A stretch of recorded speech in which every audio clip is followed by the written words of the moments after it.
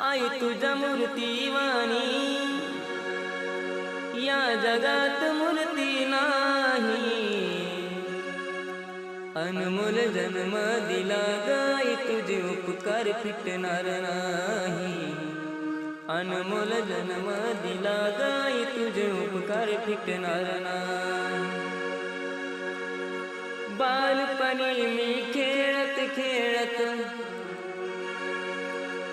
बालपणी मी खेळत खेळत होत जवताना.